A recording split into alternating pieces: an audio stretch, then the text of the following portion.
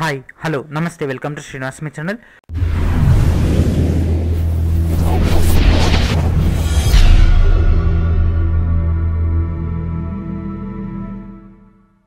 ఈరోజు మనం RRB NTPC ప్రిపరేషన్లో భాగంగా ప్రీవియస్ ఇయర్ సంబంధించినటువంటి పేపర్ 2 అనేది డిస్కస్ చేద్దాం. Let's get started. టాపిక్లోకి వెళ్ళిపోయే ముందు please subscribe my channel, please share everyone and please hit like button encourage my channel. So మనకి ఈ విధంగా సెక్షన్ వైజ్గా అప్పుడు మార్క్స్ అయితే ఇవ్వడం జరిగింది. ఈ విధంగా మనకు పేపర్ వచ్చేది. సో ఇది previous year question paper. So ఈరోజు ఈ వీడియోలో మనం 1 to 50 క్వశ్చన్స్ దాకా మనం ఈరోజు డిస్కస్ చేద్దాం. మొత్తం కూడా తెలుగులో ఉండడం జరుగుతుంది. అయితే ప్రజెంట్ ఇది మార్కెట్లో ఉన్నటువంటి ఒక స్టాండర్డ్ బుక్ నుంచి డేటా అయితే తీసుకోవడం జరిగింది. ఫస్ట్ క్వశ్చన్, స్వచ్ఛమైన నీటితో పోలిస్తే ఉప్పు నీటిలో ఒక వస్తువు, సో స్వచ్ఛమైన నీటితో పోల్చినప్పుడు ఉప్పు నీటిలో ఒక వస్తువు అనేది మరింత మునుగుతుంది, తక్కువగా మునుగుతుంది, అదే విధంగా ఉంటుంది. ఆ వస్తువును ముంచిన తీరుపై ఆధారపడి ఉంటుంది అని అంటే ఒక వస్తువును స్వచ్ఛమైన నీటితో పోల్చినప్పుడు ఉప్పు నీటిలో ఆ వస్తువు అనేది ఖచ్చితంగా మరింతగా మునగడం జరుగుతుంది. కానీ ఆ గాఢత అనేది కొంత శాతం మాత్రం ఎక్కువగా ఉంటేనే అది మరింతగా మునుగుతుంది. దాని గాఢత కనుక ఎక్కువైనట్లయితే తేలడం జరుగుతుంది. ఫర్ ఎగ్జాంపుల్, ఇప్పుడు మనం ఒక వాటర్ బెడ్ తీసుకొని ఒక బాయిలో నీళ్లు కనుక తీసుకున్నట్లయితే దాంట్లో ఒక వస్తువును ప్లేస్ చేస్తే అది హాఫ్ ఆఫ్ ద పార్ట్ మునిగినట్లయితే, అదే మనం ఒక సముద్రంలో కనుక గమనించినట్లయితే అది 3/4 మునగడం జరుగుతుంది. అదే వస్తువు అదే ఐటమ్ని మనం కనుక డెడ్ సీలో వేసినట్లయితే అది కేవలం 1/4 మాత్రమే మునగడం జరుగుతుంది. ఎక్కువ భాగం పైన తేలడం జరుగుతుంది. కాబట్టి ఎక్కడైతే గాఢత అనేది ఎక్కువగా ఉంటుందో అక్కడ అధికంగా తేలడం జరుగుతుంది. కాకపోతే మనం స్వచ్ఛమైన నీటికి ఉప్పు నీటికి పరీక్షిస్తున్నాం కాబట్టి వస్తువు అనేది మరింతగా మునుగుతుంది. క్వశ్చన్ అనేది ఏ విధంగానే అడగొచ్చు, కానీ మనం అన్ని రకాలుగా పరిపూర్ణంగా రెడీ అయి ఉండాలి.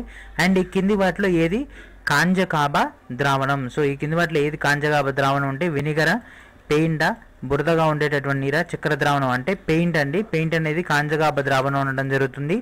అండ్ నెక్స్ట్, ఇసుక మరియు ఉప్పుల మిశ్రమాన్ని ఏ విధంగా వేరు చేయవచ్చు? సో మనకు ఒక కంటైనర్ ఉంది. ఆ కంటైనర్లో శాండ్ అదేవిధంగా సాల్ట్ అనేది మిక్స్ అయిపోయింది. దాన్ని ఏ విధంగా డిస్మాంటిల్ చేయాలి, ఆ రెండింటిని విడదీయాలంటే వాటర్లో ఉప్పు కరుగుతుంది కానీ ఇసుక కరగదు. కాబట్టి ఉప్పును వాటర్లో కరిగించే అప్పుడు ఏమవుతుంది, వాటర్ని మనం డైరెక్ట్ పక్కకు తీసుకున్నట్లయితే ఓన్లీ ఇసుక మాత్రం అవైలబిలిటీలోకి వచ్చేస్తుంది. తర్వాత దాన్ని స్వేదన ప్రక్రియ ద్వారా అంటే ఒక భారీ వెడల్పాటి పాత్రలో ఆ యొక్క వాటర్ని ప్లేస్ చేయడం ద్వారా ఆ వాటర్ నుంచి వచ్చేటటువంటి హీట్కి ఆ వాటర్ అనేది ఎవాపరేట్ అయిపోయి అండ్ మన సాల్ట్ అనేది మనకు రావడం జరుగుతుంది. ఇది ఒక చిన్న టాక్టికల్ లెక్క. అండ్ నెక్స్ట్, ఒక ఘన పదార్థాన్ని నేరుగా వాయు రూపంలోకి మార్చడాన్ని ఏమని అంటారు? ఇది డైరెక్ట్ క్వశ్చన్. దీనికి మాత్రం స్టార్ మార్క్ ఇచ్చుకోవాల్సిందే. ప్రజెంట్ ఇప్పటి వరకు మనం పైన డిస్కస్ చేసుకున్న దానికంటే ఈ క్వశ్చన్ ఎక్కువ సార్లు వచ్చింది. దీన్ని మనం ఉత్పతనం అనడం జరుగుతుంది. అండ్ ఈ ఎగ్జామ్లో ఈ క్వశ్చన్ను 2 రకాలుగా అడుగుతున్నారు. ఒకటి ఘన పదార్థాన్ని వాయు రూపంలోకి మార్చడానికి దాన్ని ఏమని అంటారు, అదేవిధంగా ఘన పదార్థాన్ని నుంచి డైరెక్ట్గా వాయు రూపంలోకి మారేటటువంటి ఒక సింపుల్ ఎగ్జాంపుల్ అని అనడం జరుగుతుంది. దాని బెస్ట్ ఎగ్జాంపుల్ కర్పూరం. సో కర్పూరాన్ని మనం సాలిడ్ స్టేట్ నుంచి దానికి ఫైర్ కనుక మనం ప్రొవైడ్ చేసినట్లయితే అది లిక్విడ్ షేప్లోకి మారే ముందే ఆన్ ది స్పాట్ మనకు వాయు రూపంలోకి మారిపోతుంది. కాబట్టి దీనికి బెస్ట్ ఎగ్జాంపుల్ కర్పూరం. సో కర్పూరం, కొవ్వొత్తి ఈ విధంగా ఇవ్వడం జరుగుతుంది. ఇవన్నీ కూడా మనకు డైరెక్ట్ ఘన పదార్థం నుంచి వాయు రూపంలోకి మారడం జరుగుతుంది. అండ్ నెక్స్ట్, సాధారణ పట్టిక. ఇండ్లలో ఉండేటటువంటి పట్టిక గురించి ఇక్కడ అడగడం జరిగింది. ఆ పట్టిక అనేది పొటాషియం పట్టిక. ఇది కూడా ఇంపార్టెంట్ పాయింట్. పొటాషియం పట్టికని సాధారణంగా పట్టికగా ఉపయోగించడం జరుగుతుంది. ఇది ఇండ్లలో ఉండేటటువంటి ఒక కెమికల్ ఐటమ్ ఇది. అండ్ నెక్స్ట్, ఫిజిక్స్ సంబంధించి కనుక చూసినట్లయితే ఈ దిగువ వాటిలో ఏది అయస్కాంతంచే ఆకర్షింపబడుతుంది? సల్ఫర్, ఇనుము, ఐరన్ సల్ఫేట్, పైవేవి కవ్. సో ఐరన్ అనేది డైరెక్ట్గా మ్యాగ్నెట్ తోటి అట్రాక్ట్ అవ్వడం జరుగుతుంది. సూర్యుడు ఏ రకమైనటువంటి నక్షత్రం? సూర్యుడు డ్వార్ఫ్ రకానికి చెందినటువంటి నక్షత్రం. జైంట్ అంటే పెద్ద నక్షత్రం అండ్ సూపర్ జైంట్ అంటే అన్నిటికంటే పెద్ద నక్షత్రం. బట్ సూర్యుడు అనే రకము మనకు డార్ఫ్ రకానికి చెందింది, సాధారణమైనటువంటి డ్వార్ఫ్ రకానికి చెందినటువంటి నక్షత్రం.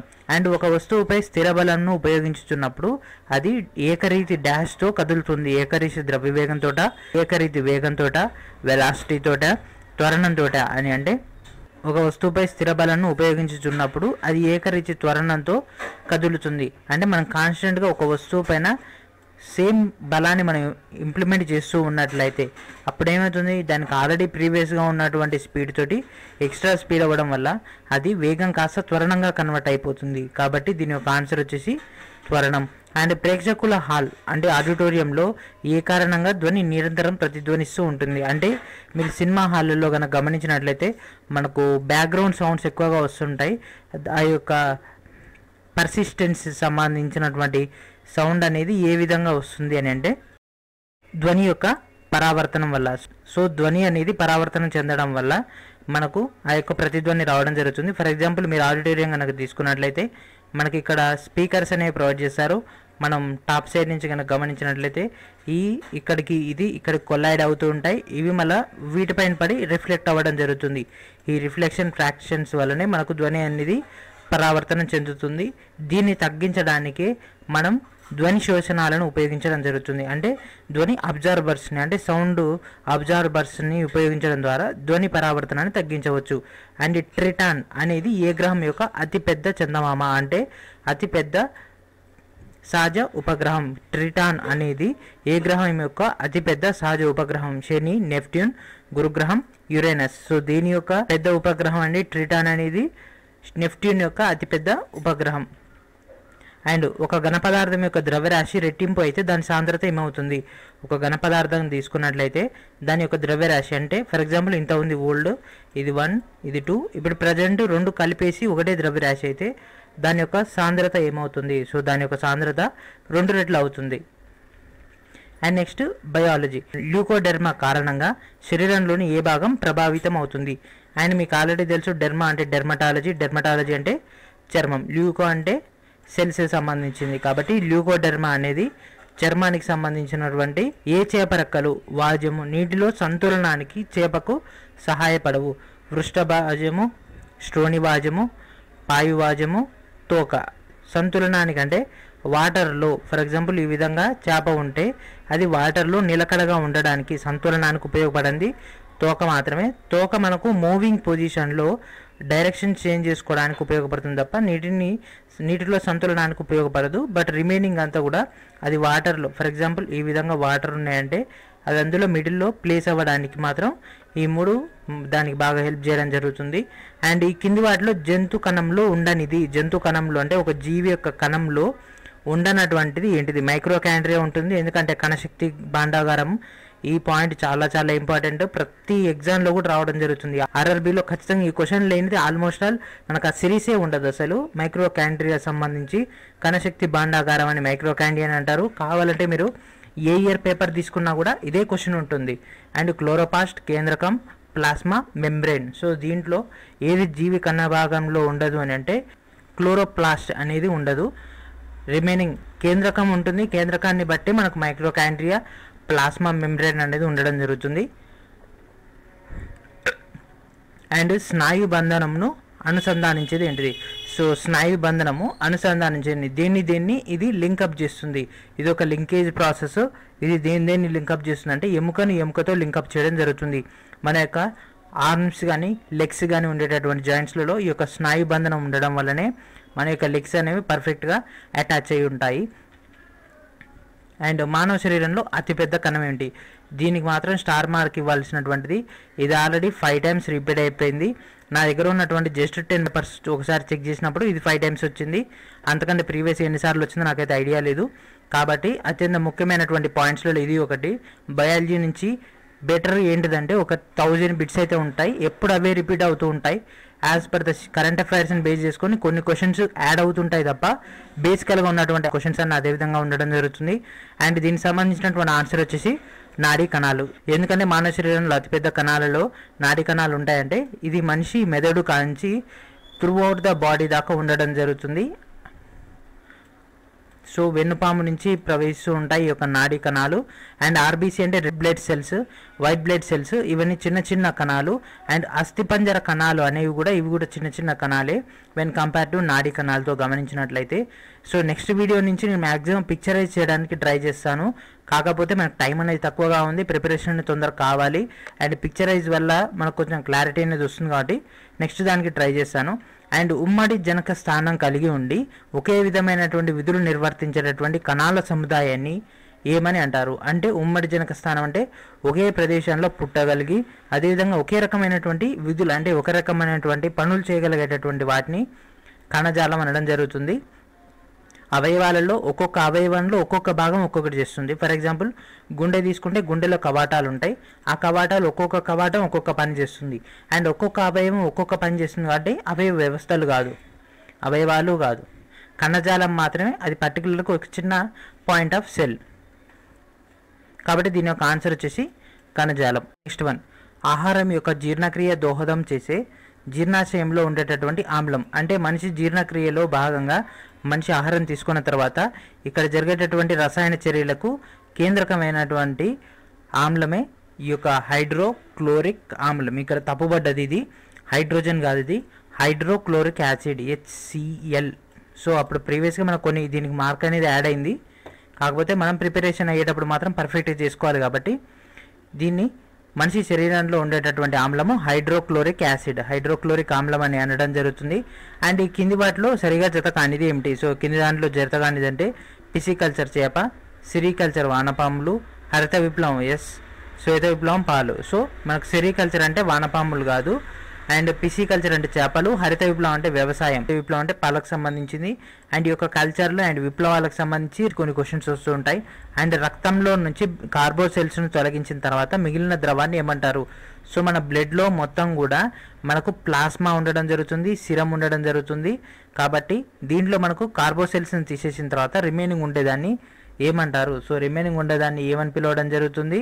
ప్లాస్మా అనడం జరుగుతుంది. మన యొక్క బ్లడ్ని కనుక మీరు మీ యొక్క బ్లడ్ని తీసుకోగానే ఫస్ట్ అది రెడ్డిష్లో ఉంటుంది. తర్వాత దాన్ని అదే ప్లేస్లో అదేవిధంగా ఒక 5 to 10 seconds అయిపోయిన తర్వాత అది చిన్న చిన్నగా ఉండలుగా మారిపోయి చుట్టూ మనకు ఒక వాటర్ కలర్డ్ అయినటువంటి అదేవిధంగా కొంచెం లైట్ ఎల్లో కలర్లో ఉండేటటువంటి లిక్విడ్ అనేది ఫామ్ అవుతుంది. అండ్ మిడిల్లో మొత్తం కూడా మనకు ఒక సాలిడ్ ఎలిమెంట్ అనేది ఏర్పడడం జరుగుతుంది. ఆ సాలిడ్ ఎలిమెంటే కార్బోసెల్స్, రిమైనింగ్ చుట్టూ ఉండేటటువంటిది ప్లాస్మా. అండ్ ఇక్కడతోటి మనకు ఈ యొక్క జనరల్ సైన్స్ టాపిక్ అయిపోయింది. ఇప్పుడు మనం ప్రీవియస్ క్వశ్చన్ పేపర్లో వచ్చినటువంటి జాగ్రఫీ కనుక గమనిద్దాం. అండ్ ఏ నదిని దక్షిణ గంగా అని కూడా వ్యవహరిస్తారు? ఏ నదికి దక్షిణ గంగా అని మరో పేరు? ఇది ఆల్రెడీ తెలంగాణ వాళ్ళందరికీ తెలిసే ఉంటుంది, ఏపీ వాళ్ళకు కూడా తెలిసే ఉంటుంది. దక్షిణ గంగా అని గోదావరిని పిలవడం జరుగుతుంది. అండ్ బొర్రా గుహలు ఎక్కడ నెలకొన్నాయి? ఏ రాష్ట్రంలో బొర్రా గుహలు ఉండడం జరిగింది? ఏపీలో ఉన్నాయి. ఇది అందరికీ తెలిసినటువంటి క్వశ్చన్స్ కాబట్టి నేను ఎక్స్ప్లెనేషన్ పెద్దగా ఇవ్వట్లేదు. అండ్ 3 వైపులా బంగ్లాదేశ్కు సరిహద్దు కలిగినటువంటి రాష్ట్రం ఏమిటి? 3 sides బంగ్లాదేశ్కి సరిహద్దు కలిగినటువంటి రాష్ట్రము త్రిపుర. 3 అంటేనే 3, మనకు పేరులోనే దీన్ని మిక్స్ చేయడం జరిగింది కాబట్టి ఇలాంటివన్నీ కూడా డైరెక్ట్ క్వశ్చన్స్. వీటి గురించి మీరు టెన్షన్ పడాల్సినటువంటి అవసరం లేదు. 1-2 సార్లు జీకే ప్రిపేర్ అవ్వడం ద్వారా మీరు మార్క్స్ని ఇంక్రీజ్ చేసుకోవచ్చు. అండ్ తెగలకు సంబంధించి కూడా క్వశ్చన్స్ అడుగుతారు, యాజ్ వెల్ యాజ్ మనకు నృత్యాలకు సంబంధించి కూడా క్వశ్చన్స్ రావడం జరుగుతుంది. జైంటియా తెగ వారు ఎక్కడ ఉంటారు? జైంటియా తెగ వారు ఎక్కడ ఉండడం జరుగుతుంది? ఈ తెగవారు మేఘాలయలో నివసించడం జరుగుతుంది. అండ్ నెక్స్ట్ వీడియోస్లలో నేను ఈ యొక్క ప్రీవియస్ క్వశ్చన్స్ అయిపోగానే నేను జీకే సంబంధించి జిఎస్ సంబంధించి క్వశ్చన్స్ అన్ని ప్రొవైడ్ చేస్తాను. అండ్ ప్రపంచ పర్యాటక దినోత్సవం ఎప్పుడు నిర్వహిస్తారు? ప్రపంచ పర్యాటక దినోత్సవం సెప్టెంబర్ 27వ తారీఖు రోజు నిర్వహించడం జరుగుతుంది. అయితే ఈ దినోత్సవాలకు సంబంధించి కూడా చాలా ఇంపార్టెంట్గా మీరు నేర్చుకోవాల్సి ఉంటుంది. అండ్ జావా కాల్వ ఎక్కడ నెలకొంది? ఫర్ ఎగ్జాంపుల్ మీరు కృష్ణా అనేది కనుక గమనించినట్లయితే కృష్ణా గోదావరి 2 కూడా బంగాళాఖాతానికి సంబంధించింది. అదేవిధంగా నర్మదా తాపతి ఆ 2 నదులు కనుక గమనించినట్లయితే అవి అరేబియా మహాసముద్రానికి సంబంధించినవి. అదేవిధంగా ఈ యొక్క జావా కాల్వ అనేది దేనికి సంబంధించిందంటే హిందూ మహాసముద్రానికి సంబంధించినటువంటి కాల్వ జావా కాల్వ. అండ్ కరెన్ జాతి వర్గం ఏ దేశంలో ఉంది? కరెన్ జాతి వర్గం ఏ దేశంలో ఉంది? మయన్మార్ దేశంలో ఉండడం జరిగింది. ఇలాంటి జాతుల గురించి కూడా ఒక్కొక్కసారి అడుగుతుంటారు, ఒక షిఫ్ట్లో కాకపోతే ఇంకో షిఫ్ట్లన్నా రావడం జరుగుతుంది. అండ్ హిమాలయన్ శ్రేణికి పొడిగింపు అయినటువంటి అరకాన్ యోమా ఏ దేశంలో నెలకొని ఉంది? సో హిమాలయ శ్రేణి ఉండడం జరిగింది మనకు జమ్మూ అండ్ శ్రీనగర్ కాంచి అరుణాచల్ ప్రదేశ్ దాకా. సో ఈ యొక్క పాత్లో ఇది కంటిన్యూస్గా మన దేశంతో పాటు ఇంకా ఏ దేశానికి కంటిన్యూగా ఉందంటే మయన్మార్ దేశం దాకా పొడిగింపడం జరిగింది. అండ్ నెక్స్ట్ ఇప్పటివరకు మనకు జిఎస్ భూగోళ శాస్త్రం అయిపోయింది. నెక్స్ట్ హిస్టరీ సంబంధించి చూద్దాం. అండ్ నెక్స్ట్ ఈ కింది వాటిలో ఏది సరిగా జోడింపబడింది? Rabindranath Tagore Neel Darpan, Dadabhai Naoroji India unrest, Dinabandhu Mitra Godan, Ramesh Chandra Dutt economic history of India. So option number 4 is right. ఎవరి పాలనా కాలంలో మంత్రిమండలిని అష్టప్రధాన మండలిగా వ్యవహరించేవారు? అష్టప్రధాన మండలి, ఇది ఇంపార్టెంట్ వన్. అష్టప్రధాన మండలిగా ఎవరి మంత్రిమండలిని వ్యవహరించేవారు అని అంటే మరాఠాల కాలంలో మంత్రిమండలిని అష్టప్రధాన మండలిగా వ్యవహరించేవారు. అండ్ నెక్స్ట్, సర్వోదయ ఉద్యమాన్ని ప్రారంభించింది ఎవరు? సర్వోదయ ఉద్యమం అంటే చాలా చాలా ఇంపార్టెంట్ వన్. దీన్ని స్టార్ట్ చేసింది జయప్రకాష్ నారాయణ్. సర్వోదయ ఉద్యమాన్ని స్టార్ట్ చేసింది జయప్రకాష్ నారాయణ్. అండ్ హిస్టరీ సంబంధించి ఉద్యమాల గురించి ఒక క్వశ్చన్ వస్తుంది, ఇయర్కి సంబంధించి ఒక క్వశ్చన్ వస్తుంది, అదేవిధంగా పర్సన్ సంబంధించి ఒక క్వశ్చన్ వస్తుంది, అండ్ పర్సన్ సంబంధించినటువంటి వాళ్ళ యొక్క బిరుదులకు సంబంధించి ఒక క్వశ్చన్ వచ్చే ఛాన్స్ ఉంది. ఇవన్నీ కూడా డైరెక్ట్ పాయింట్స్. వీటికి సంబంధించి ఒక్కొక్క దాంట్లో 10 to 12 బిట్స్ ఉంటాయి. అంత మటుకు మీరు ప్రిపేర్ అయితే సరిపోతుంది. అండ్ 1853లో ఏ గవర్నర్ జనరల్ కాలంలో మొదటి రైల్వే లైన్ స్టార్ట్ చేయడం జరిగింది? 1853లో ఏప్రిల్లో స్టార్ట్ చేసినటువంటి ఈ యొక్క రైల్వే లైన్కి అప్పుడు స్టార్ట్ చేసినప్పుడు గవర్నర్ జనరల్గా ఎవరు ఉండడం జరిగింది? సో ఎవరున్నారండి గవర్నర్ జనరల్గా? లార్డ్ డల్హౌసీ ఉండడం జరిగింది. అండ్ భారతదేశంలో మొదటిసారిగా నాణ్యాలను ప్రవేశపెట్టింది ఎవరు? భారతదేశంలో మొదటిసారిగా నాణ్యాలను ప్రవేశపెట్టినటువంటి పర్సన్ మహమ్మద్ బిన్ తుగ్లక్ భారతదేశంలో తొలిసారిగా నాణ్యాలను ప్రవేశపెట్టడం జరిగింది. అండ్ వీటన్నిటికి సంబంధించినటువంటి బిడ్ బ్యాంక్స్ అని ఆల్రెడీ మన ఛానల్లో అప్డేట్ చేయడం జరిగింది. అండ్ దిగువ వాటిలో ఏది సరైంది కాదు, ఈ కింద ఇచ్చిన దాంట్లో ఏది సరైంది కాదు అని అంటే జోధాబాయి శీలం, మన్నాటి కుర్రం, జీజాబాయి శివాజీ, తారాబాయి పాహూజీ. సో దీంట్లో రాంగ్ అయినది ఏంటిదని అంటే జోధాబాయి శీలం. జోధాబాయికి అక్బర్ రావడం జరుగుతుంది. మన్నాటి కుర్రం, జీజాబాయి శివాజీ, తారాబాయికి పాహూజీ అనేది కరెక్ట్. సో జోధాబాయికి ఏమొస్తుంది? అక్బర్ రావడం జరుగుతుంది. బట్ శీలం ఇచ్చారు కాబట్టి రాంగ్ వన్. అండ్ భారతదేశంలో మొదటి సాధారణ తపాలా కార్యాలయం ఎక్కడ నెలకొంది? సో ఇండియాలో మొదటి రెగ్యులర్ తపాలా కార్యాలయం ఎక్కడ నెలకొంది? ఢిల్లీ, ముంబై, కోల్కతా, పైవేవి కావు. సో స్టార్టింగ్ కాలంలో ఢిల్లీ కంటే ముందు 1911 కంటే ముందు మన యొక్క పరిపాలన మొత్తం కూడా కోల్కతా నుంచి జరిగింది కాబట్టి మొదటి సాధారణ తపాలా కార్యాలయం కూడా కోల్కతా నుంచే రన్ చేయడం జరిగింది. దిన్ ఈ ఇలాహీని స్టార్ట్ చేసింది ఎవరు? దిన్ ఈ ఇలాహీని స్థాపించినటువంటి పర్సన్ అక్బర్. దిన్ ఈ ఇలాహీని స్టార్ట్ చేసినటువంటి పర్సన్ అక్బర్. అండ్ భారతదేశానికి స్వాతంత్రం వచ్చినప్పుడు బ్రిటిష్కి ప్రధానిగా ఉన్నది ఎవరు? ఇది చాలా చాలా ఇంపార్టెంట్ వన్. ఇది 1947 ఇయర్కి సంబంధించినటువంటి క్రూషియల్ టైంలో బ్రిటన్కు ప్రధానిగా ఎవరు ఉండడం జరిగింది? సో ఎవరు ఉండడం జరిగింది బ్రిటన్కి? క్లైమెంట్ అట్లీ. అండ్ రక్తమాంసాలతో అలాంటి వ్యక్తి ఒకరు భూమి మీద నడిచారని రేపటి తరం వారు విశ్వసించడం కష్టం అని గాంధీజీ గురించి ఎవరు వ్యాఖ్యానించడం జరిగింది? చాలా ఇంపార్టెంట్ పర్సన్ అయినటువంటి ఆల్బర్ట్ ఐన్స్టీన్. సైంటిస్ట్ అయినటువంటి ఆల్బర్ట్ ఐన్స్టీన్ రక్తమాంసాలతో అలాంటి వ్యక్తి ఒకరు భూమిపై నడిచారని రేపటి తరం వారు విశ్వసించడం కష్టం అంటే సత్యం, అహింస లాంటి నియమాలతో ఈ భూమి పైన భారతదేశానికి స్వాతంత్రం తెప్పించినటువంటి పర్సన్ గాంధీజీ అని ఆల్బర్ట్ ఐన్స్టీన్ కొనియాడడం జరిగింది. అండ్ టరైన్ 2వ యుద్ధంలో పృథ్వీరాజ్ చౌహాన్ ఎవరి చేతిలో పరాజయం పాలైండు? సో టరైన్ యొక్క 2వ యుద్ధంలో పృథ్వీరాజ్ చౌహాన్ని ఓడించినటువంటి వ్యక్తి ఎవరు? ఎవరు ఓడించడం జరిగింది? మహమ్మద్ గోరి పృథ్వీరాజ్ చౌహాన్ని టరైన్ 2వ యుద్ధంలో ఓడించడం జరిగింది. బ్రిటిష్ హౌస్ ఆఫ్ కామన్స్ కొరకు ఎన్నుకోబడినటువంటి మొదటి భారతీయుడు ఎవరు? సో బ్రిటిష్ హౌస్ ఆఫ్ కామన్స్కి ఎన్నుకోబడినటువంటి మొట్టమొదటి భారతీయుడు. సో ఎవరిని ఎన్నుకోవడం జరిగింది? దాదాబాయి నౌరోజీ. సో దాదాబాయి నౌరోజీని ఎన్నుకోవడం జరిగింది బ్రిటిష్ హౌస్ ఆఫ్ కామన్స్ కోసం. అండ్ సుల్తాన్ల కాలంలో ఉపయోగించినటువంటి ఫవాజిల్ అనేటటువంటి పదానికి అర్థం ఏమిటి? సో సుల్తాన్లు పరిపాలించిన కాలంలో వాడుక భాషలో ఉన్నటువంటి ఫవాజిల్ యొక్క మీనింగ్ ఏమిటి? ఇది మొత్తం కూడా రెవెన్యూకి సంబంధించినటువంటి వర్డ్ ఇది ఫవాజిల్ అనేది. సో దీని యొక్క మీనింగ్ వచ్చేసి ఉన్నత వ్యక్తులకు చేసేటటువంటి అదనపు చెల్లింపులు అంటే వడ్డీ లెక్క కింద మనం అనుకోవచ్చు. సో వడ్డీ కానీ చక్రవడ్డీ కానీ అదేవిధంగా అసలు కొసరు అని కొంత ఇస్తుంటారు, అలాంటివి కూడా దీంట్లో మనం యాడ్ చేసుకోవచ్చు. భారతదేశంలో తొలి మహిళా డైరెక్టర్ జనరల్ ఆఫ్ పోలీస్ ఎవరు? భారతదేశంలో తొలి మహిళా డైరెక్టర్ జనరల్ ఆఫ్ పోలీస్ ఎవరండి?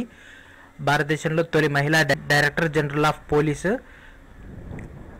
Kanchan Chaudhary Bhattacharya is the first women of director general of police in India. And వార్కరీలు ఏ దేవుడిని ఆరాధిస్తారు? సో వార్కరీలు ఏ దేవుడిని కొలవడం జరుగుతుంది? విఠలుని కొలవడం జరుగుతుంది.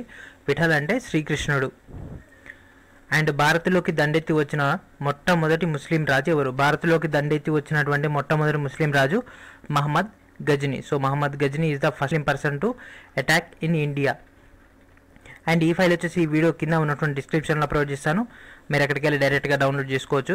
అండ్ పులకేశి 2 ఏ నది ఒడ్డున హర్షుని ఓడించాడు? ఆల్రెడీ ఈ క్వశ్చన్ మనకు రిపీట్ అయింది. సో ఇది ఒకటి మీరు గమనించండి. ఆల్రెడీ నేను ప్రీవియస్ క్వశ్చన్లో ఒక క్వశ్చన్ ప్రొవైడ్ చేశాను, ఇదే క్వశ్చన్ రావడం జరిగింది ఇంగ్లీష్ మీడియం వాళ్ళకి. సేమ్ క్వశ్చన్ రిపీట్ అయింది. పులకేశి 2 యాక్చువల్గా ఇదేం క్వశ్చన్? ఇది నర్మదా నది ఒడ్డున హర్షుడిని ఓడించినటువంటి వ్యక్తి ఎవరు అని క్వశ్చన్ అడిగిండు. అక్కడ ఆన్సర్ వచ్చేసి రెండవ పులకేశి. బట్ ఇక్కడ క్వశ్చన్ ఏమని అడిగిండు? పులకేశి 2 ఏ నది ఒడ్డున హర్షుడిని ఓడించారు అంటే సేమ్ క్వశ్చన్. అందులో ఒక కీ పాయింట్ని పక్కకు పెట్టేసి రిమైనింగ్ యాజ్ ఇట్ ఈస్ ఇవ్వడం జరిగింది. నర్మదా నది ఒడ్డున హర్షుడిని పులకేశి 2 ఓడించడం జరిగింది. కాబట్టి మీరు ప్రతి పాయింట్ని కూడా చాలా చాలా ఇంపార్టెంట్గా నోట్ డౌన్ చేసుకోవడం ద్వారా గ్యారంటీగా మీకు మార్క్స్ వచ్చే ఛాన్సెస్ పెరగడం జరుగుతుంది.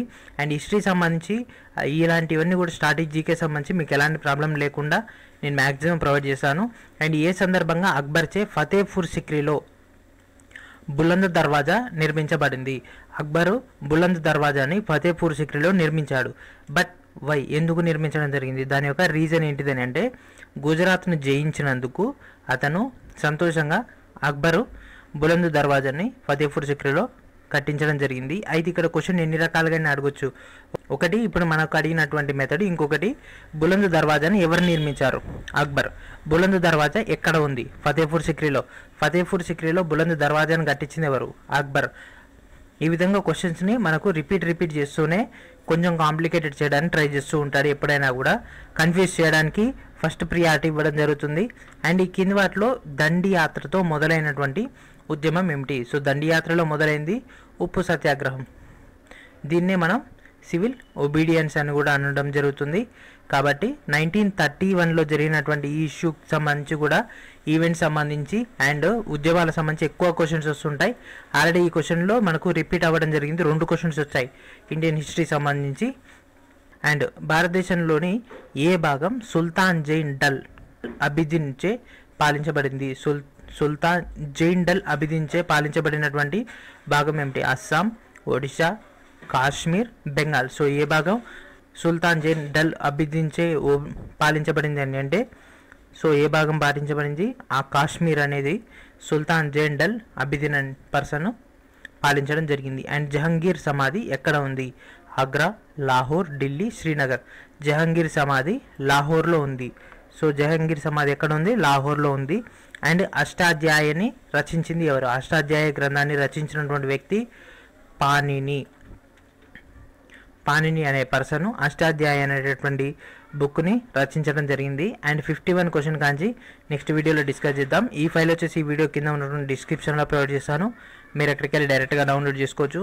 అండ్ స్టిల్ మీకు ఏమైనా డౌట్ ఉన్నట్లయితే ఈ వీడియో ఎండ్లో ఒక చిన్న వీడియో అనేది ప్లే అవుతుంది. అందులో మనకు దీని తర్వాత ఆ వీడియోని ఎలా డౌన్లోడ్ చేసుకోవాలో దాంట్లో క్లియర్గా ప్రొవైడ్ చేయడం జరిగింది.